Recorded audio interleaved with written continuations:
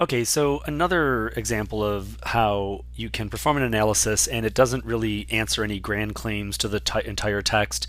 It doesn't wrap everything up in a nice, neat bow. It actually might cause you to scratch your head even more by the time you're done making the observation that you make. Is in this paragraph right here. So the setup for this moment is this is right before Aschenbach dies. He is on the beach by himself.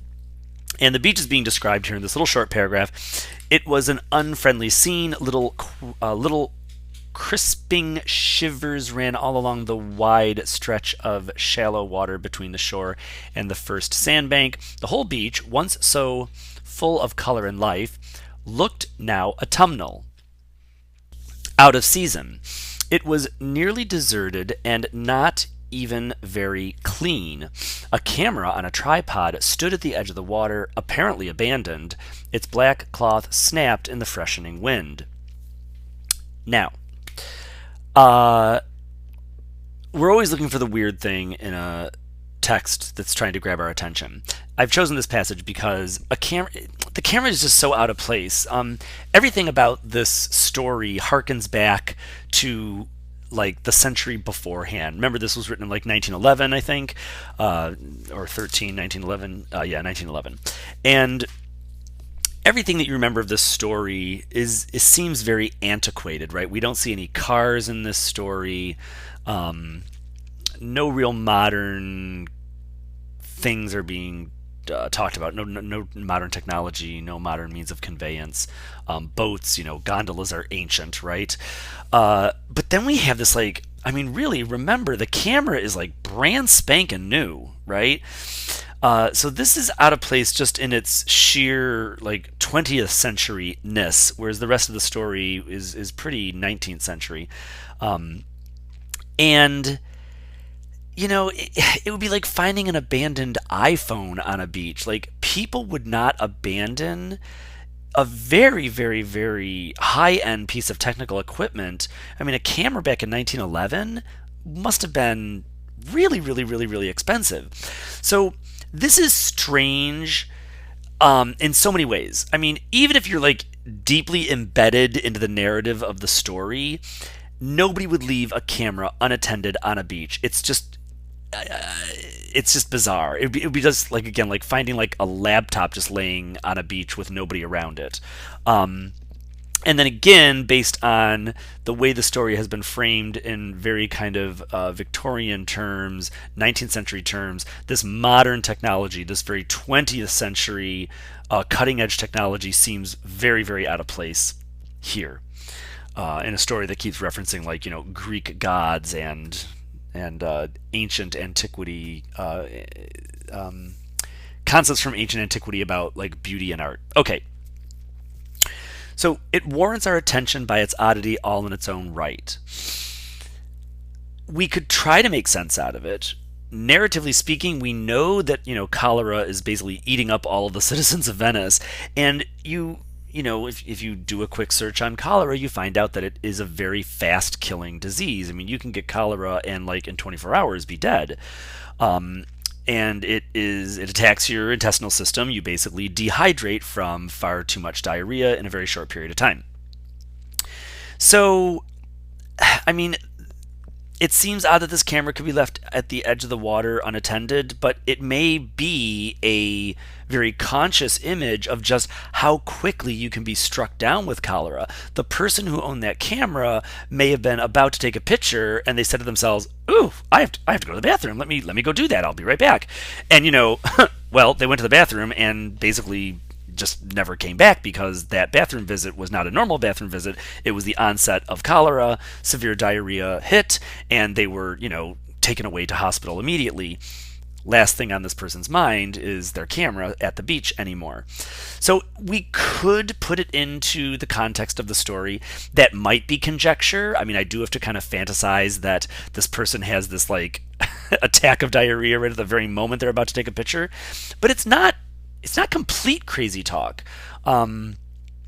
The camera has been apparently abandoned. Somebody was there and left it. Why would someone leave a very, very expensive piece of equipment on the edge of a beach? They probably intended to come back. And then we do know that cholera is wreaking havoc on the city and that it strikes quickly and it kills quickly. So, a bit of conjecture, but not too it's not super crazy talk. Okay, so we can make the camera make sense within the context of the narrative if we have to. But even if we don't do that, the camera is still worth talking about because it is, for all the reasons I've just elaborated, very strange that it's there.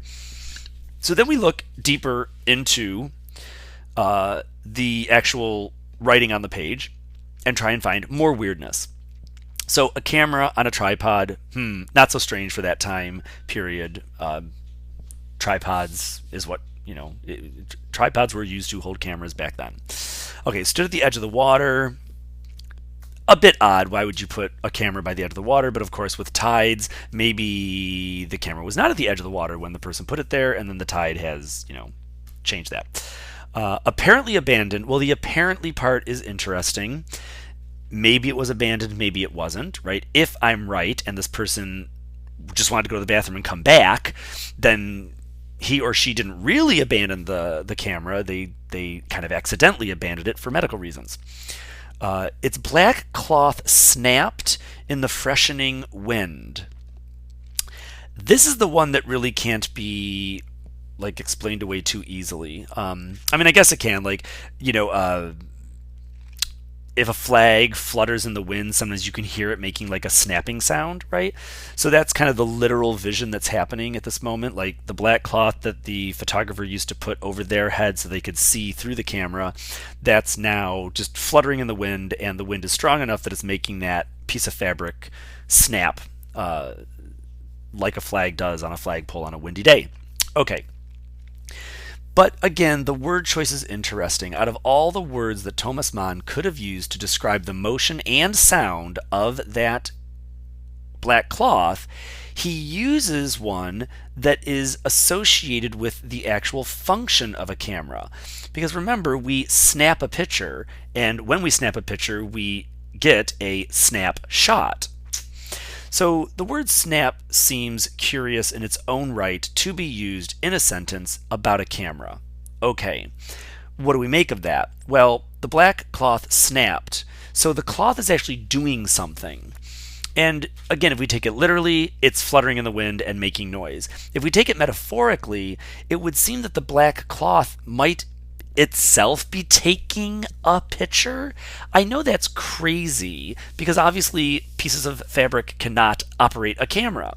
But in the world of metaphor, right, lots of things can happen that can't happen in the real world. That's why they're metaphorical. So we would then want to ask ourselves, why would a part of a camera want to operate the camera? It's an image of self-agency or self-sufficiency. It's an image of being in control of yourself, right? I guess that might be one way to make sense out of how a black cloth could operate a camera, right? And not just any black cloth, but a black cloth that is actually designed to function with the camera in some way. That's it. It's crazy talk, but it's curious. Now, again, it's super crazy when you just think a black cloth, pulls the shutter on a camera. Of course it can't. But when you think of the camera operating itself like an automatic camera all of a sudden, that sounds more so it's a metaphor of an automatic camera. And then when you start thinking that way, it's then it's this idea of automation, it's this idea of self-sufficiency, it's this idea of self-control. And when said in those terms, this now doesn't sound as nutty, and it does begin to fall into alignment with the text more generally, because those kinds of themes have been mentioned throughout the text before. Again, I am not trying to make a grand claim by reading this one sentence. I'm not trying to wrap the whole story up into a nice, neat bow. I'm just positing that there's something very strange going on here. The word choice is unusual, and the word choice seems to fit in with the content in some way. Snap seems weird, but yet we snap pictures, and this is, after all, a camera. I'm trying to make some sense out of a passage that seems a little crazy. And even as I do bring some sense to it, it doesn't just like sum it all up. Like my logic is not so strong that it like ends the conversation. It actually kind of fuels more conversation, as evidenced by the fact that I can't stop talking. So I'll do that now. I'm done.